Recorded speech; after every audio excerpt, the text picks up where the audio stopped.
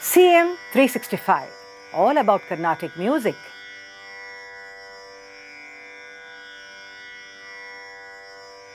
Our Indian music has been enriched by the works of many saint composers, and one of them was Sri Narayana Theerthar, the author of the great work Sri Krishna Leela Tarangini, who lived in the 17th century.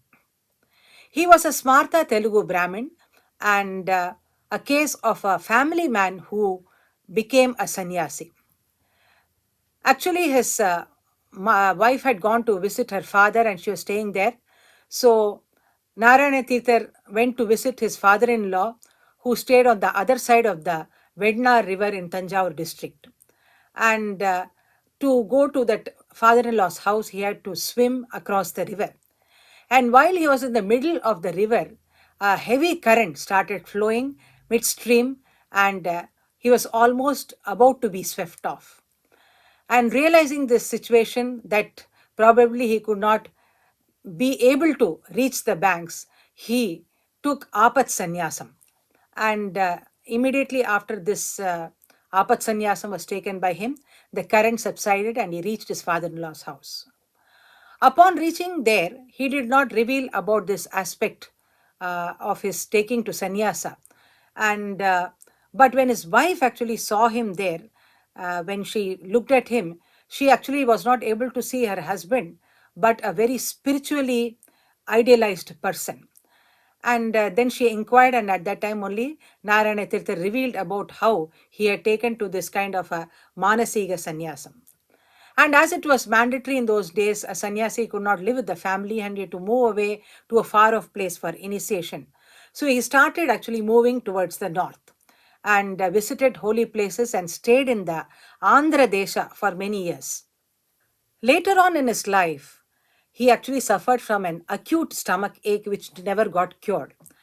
And then he visited Tirupati, and as he was standing at the foot of the hills, he heard a voice which told him that his ailment could be cured if he proceeded south towards Tiruvayar. So next he went to Tiruvayar.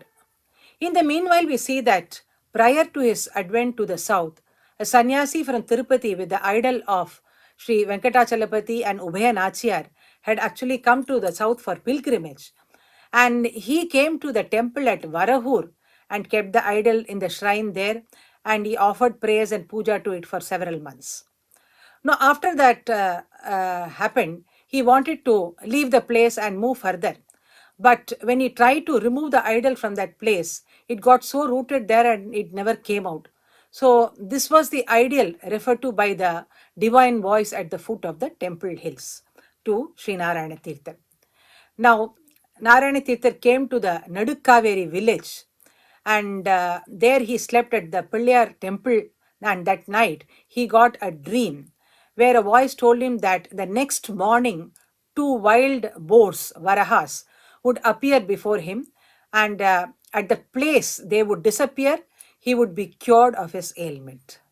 And as per mentioned, we see that the two boats appeared the next morning, and Narayana Tirtha followed them, and they came to the outskirts of the Varahur village, and they plunged into the canal, swam and entered the village and stood in front of that local Venkataramana Swami temple for a while, and they disappeared.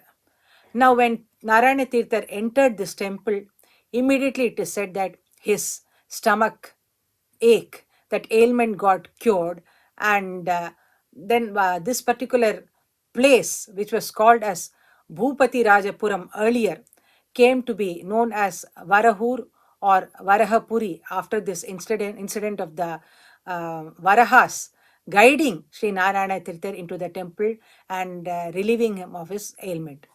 And after this, Sri Narayana Tirtha wrote the magnum opus work, the Krishna Leela Tarangini, and then he attained Samadhi at the Tiruvantaruthi village.